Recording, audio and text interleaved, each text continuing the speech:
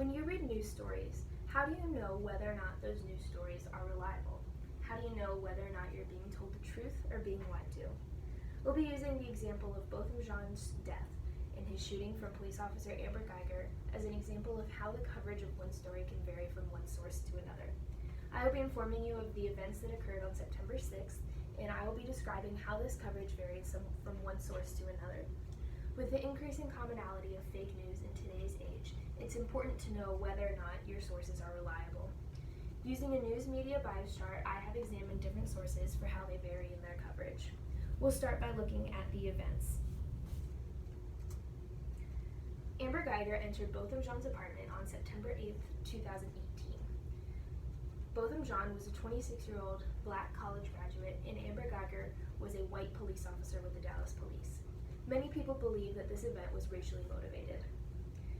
Amber Guyger believed that Jean was an intruder in her own home and shot and killed him. In the subsequent days, Amber Guyger was arrested for manslaughter, and according to Jolie McCullough from the Texas Tribune, she was also fired from her position. A later police search of Botham Jean's apartment found small amounts of marijuana in his apartment, and they released the information of this search on the same day as his funeral, which many people believed was an attempt to smear his name. The media has taken this story by storm, and we'll be starting to look at how this coverage varies. Following this bias chart, I have chose different articles that range in their political affiliation and their reliability in their reporting.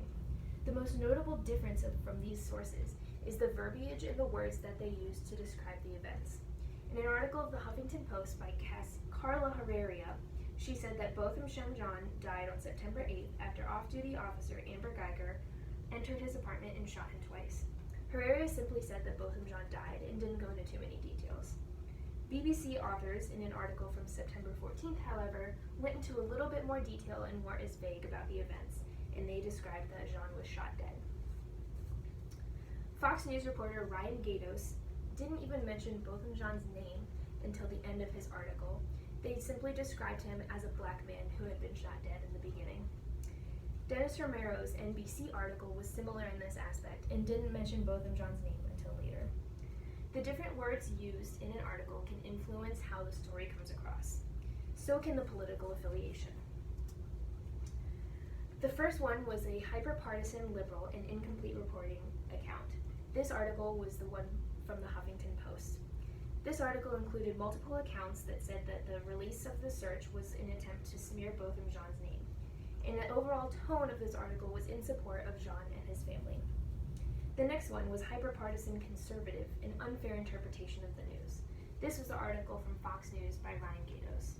This article was more from Officer Guyger's perspective and took more time describing the event itself rather than describing the aftermath. The overall support of this article was different than the last one, and it was more in support of Officer Guyger. The mainstream and fact-reporting articles that I looked at, one was by Dennis Romero of NBC, and one was by the BBC. The authors were not listed. For the NBC article, it gave specific details of the search, describing that the door was slightly ajar when the police entered the apartment. This article remained overall neutral and attempted to allow both sides of the story to come in and share their opinions. Many people from Botham Jean's family and his legal team talked to this article and gave their opinions about the search. However, Dallas police refused to comment on this article. The BBC article was slightly different, as it mostly comprised of tweets from people and organizations describing that the police search was an attempt to make Botham Jean seem like the bad person in the event.